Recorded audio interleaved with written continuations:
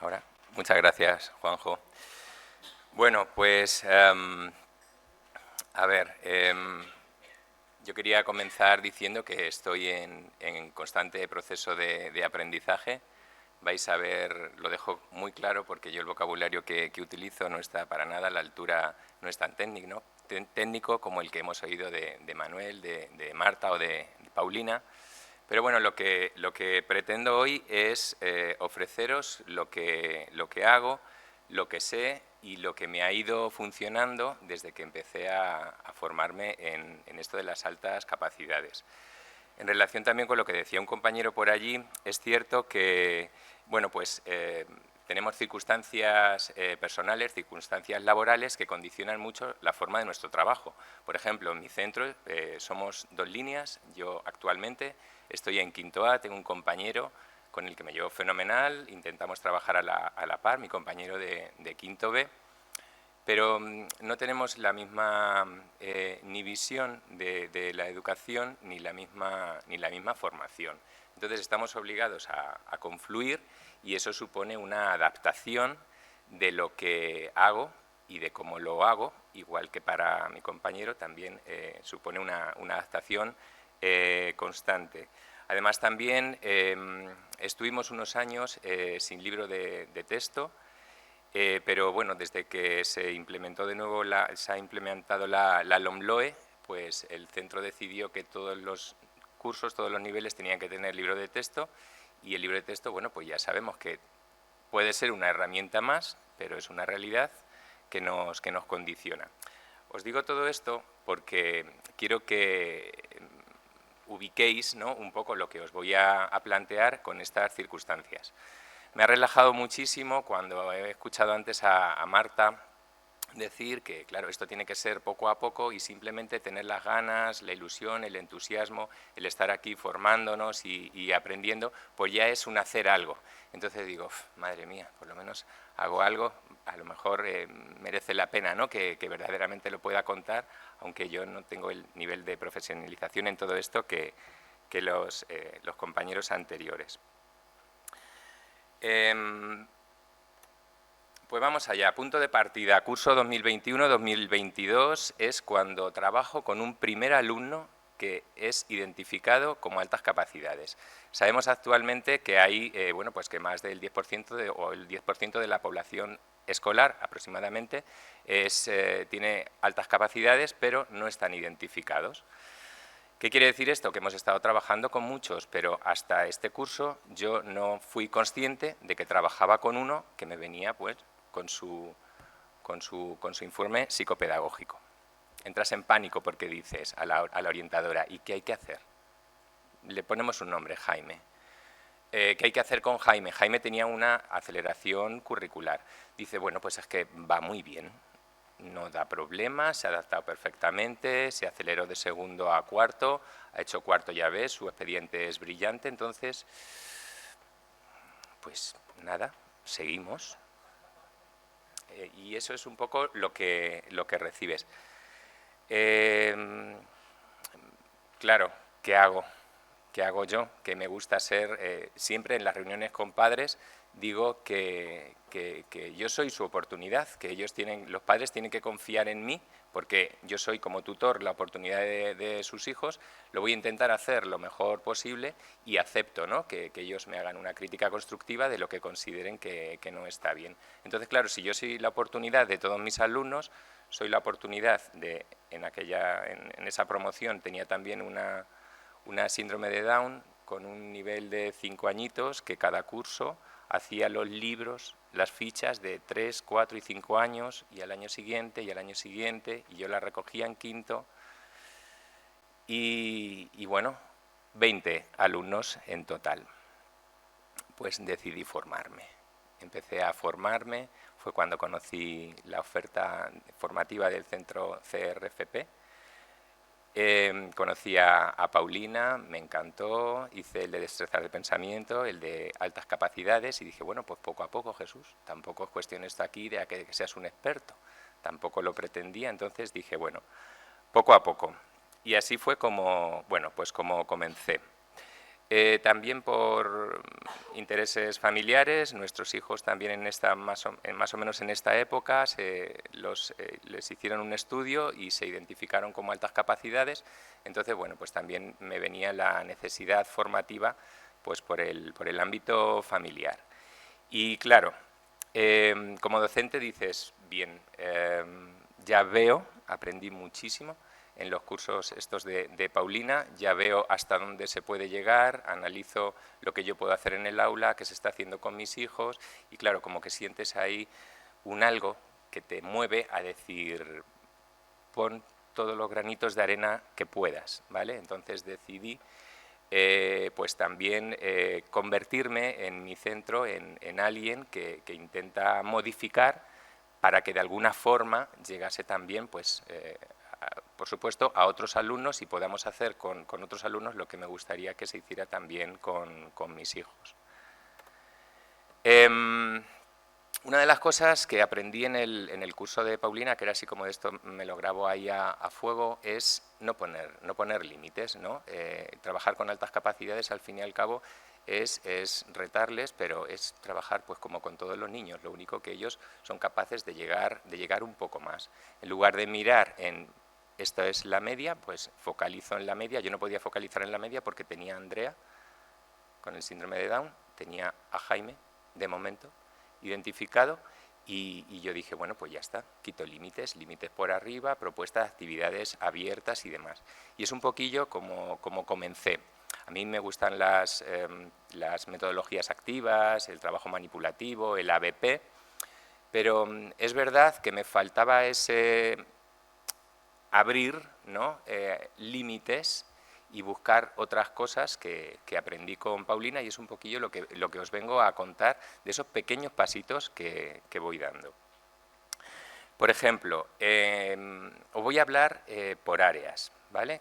Porque, claro, yo intento hacer un trabajo interdisciplinar, un trabajo globalizado, pero tengo a mi paralelo, o sea, no me limita, pero entiendo que trabajamos juntos y se trata de que los dos estemos muy a gusto, ¿vale? Entonces yo veo como él cede y yo también me freno, ¿vale? Para que poquito a poco, sin estresarnos, ¿sí? Como el que aborda la reforma de una casa, ¿no? Que no sea toda la casa patas arriba, sino, bueno, pues poco a poco voy pintando una habitación, cambio los muebles, otra y demás. Estoy muy contento con cómo nos va funcionando, porque además también compañeros, yo siempre me muevo en el tercer ciclo, quinto y sexto, veo que los compañeros que nos van trayendo a nosotros los niños, en este caso estoy en quinto, pues los de tercero, ¿vale? También van cogiendo esa línea porque dicen, ay, es que luego, claro, como con vosotros van a hacer esto, venga Jesús, cuéntanos y tal, y entonces así estamos un poquito poniendo en marcha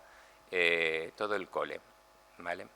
Y siempre que tengo ocasión, en reuniones y demás, pues intento abrir los ojos, ¿no? Porque procuro hacer con los demás lo que me gusta que hagan conmigo, y es que me enseñen, ¿no? Porque quiero aprender para verdaderamente ser la oportunidad de mis alumnos. Y bueno, la oportunidad también, indirectamente, de los alumnos de mi centro.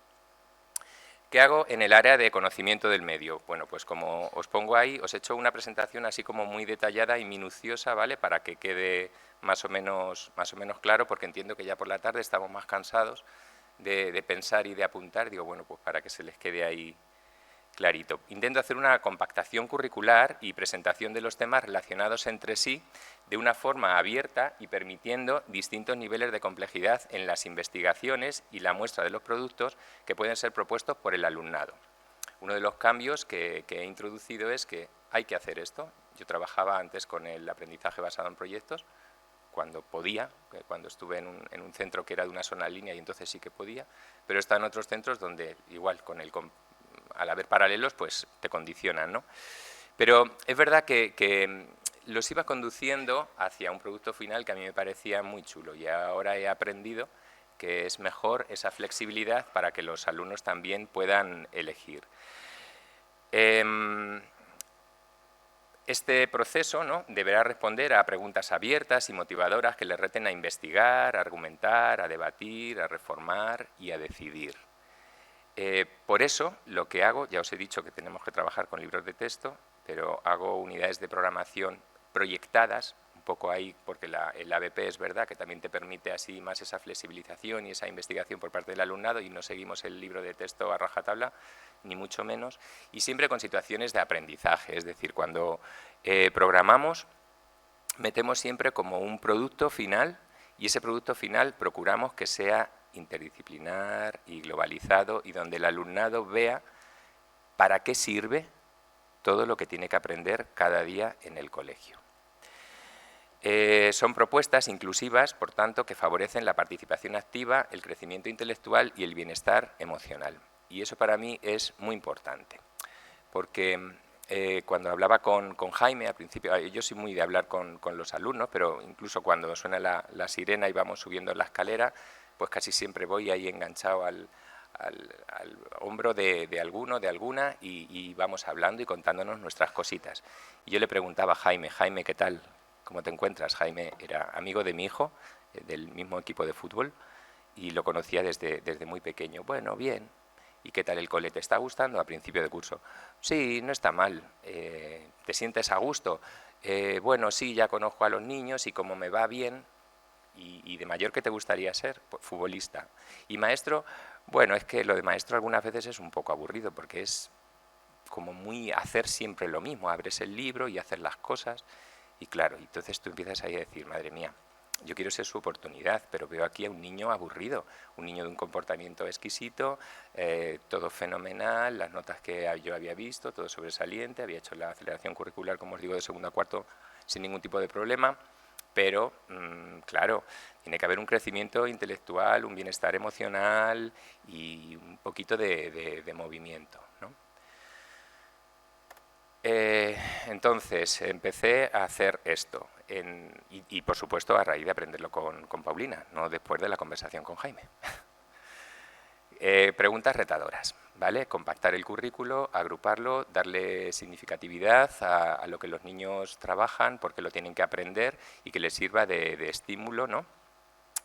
Y bueno, pues os propongo, ¿no?, que aglutinéis el programa de ciencias sociales dentro de conocimiento del medio en torno a estas preguntas retadoras. ¿Quiénes somos? Con eso, ¿qué pretendo? Pues que se adentren en el tema de la población y que como tal vivimos en un municipio que pertenece a organizaciones políticas cada vez más amplias y complejas, y así habrá que estudiar cómo es la organización territorial y política de España, municipio, provincia, comunidades.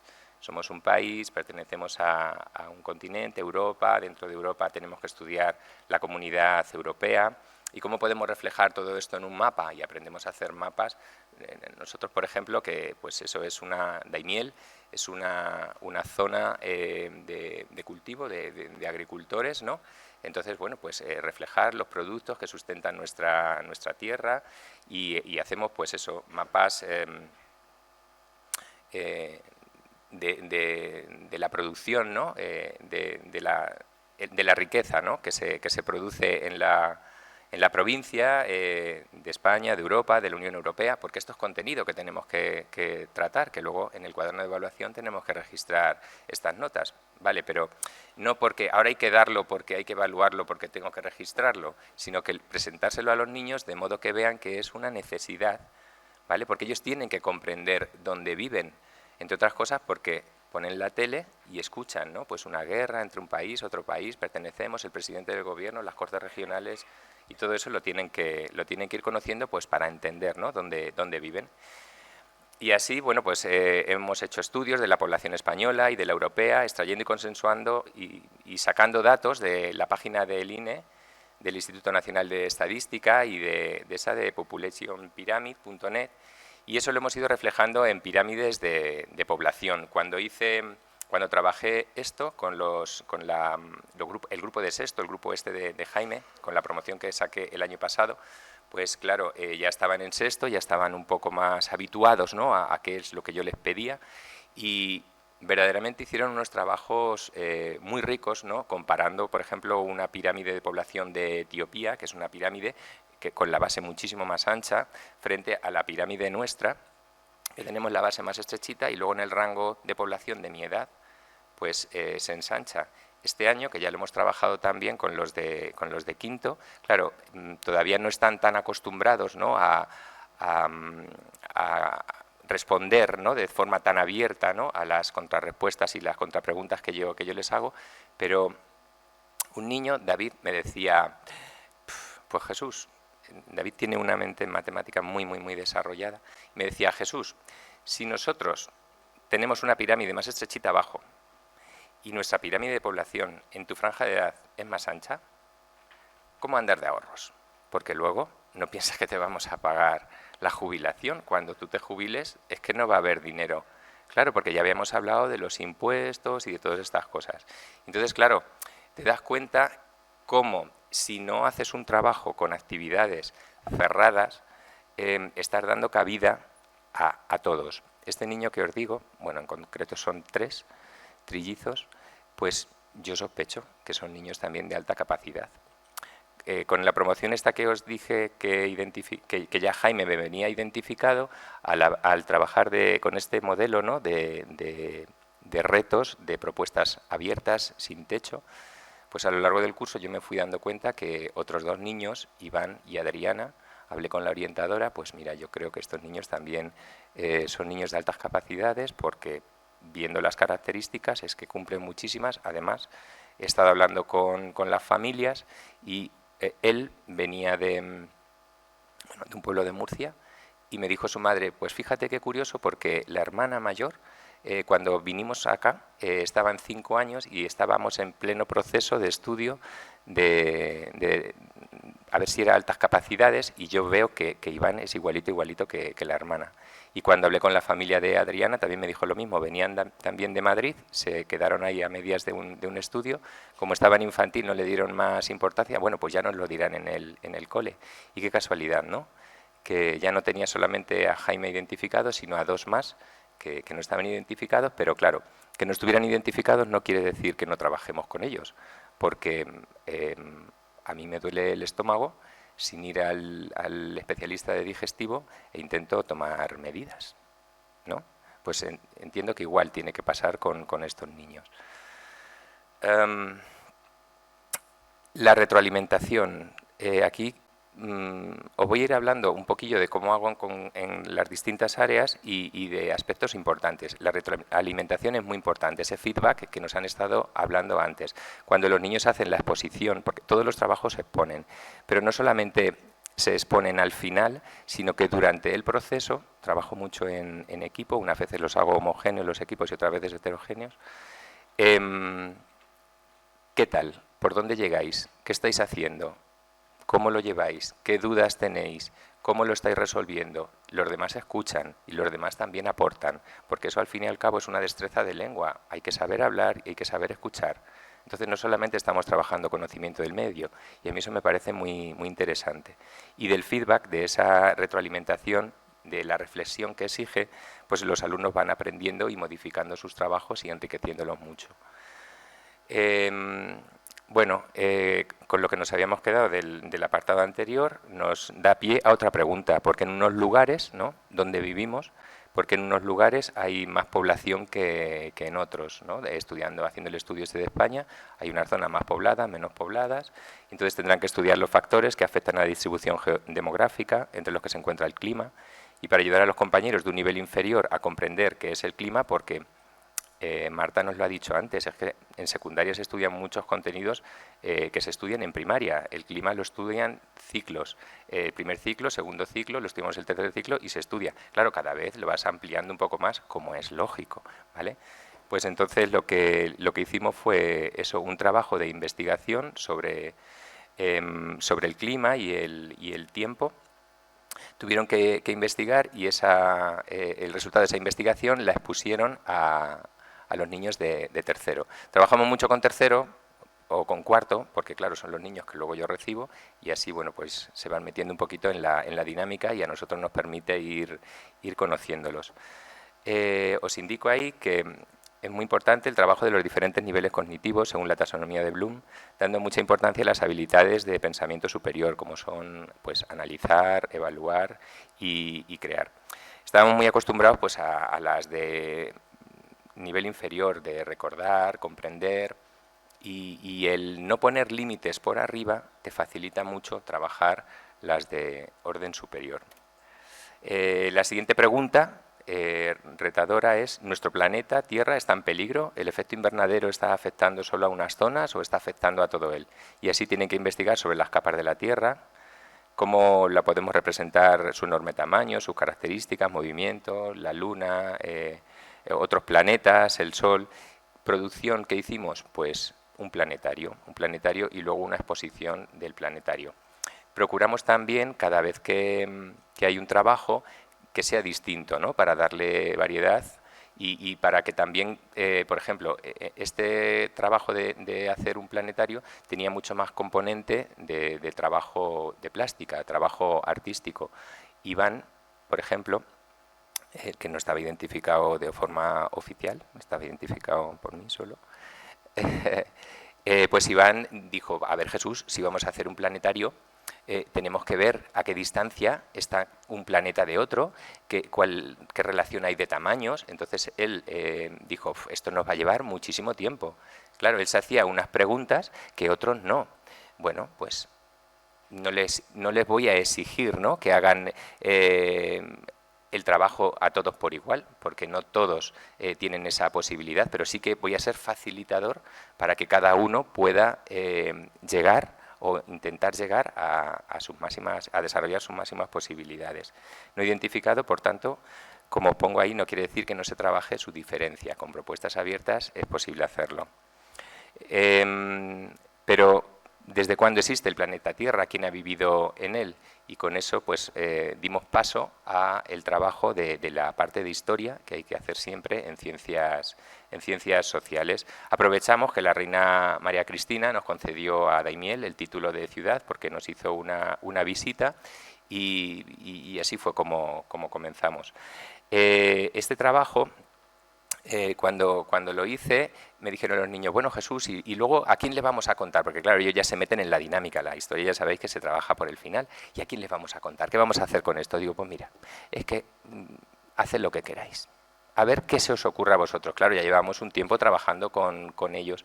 Entonces, bueno, pues unos se quedaron con Kahoot, con hacer algún Kahoot, porque utilizo mucho el Kahoot para repasar y demás.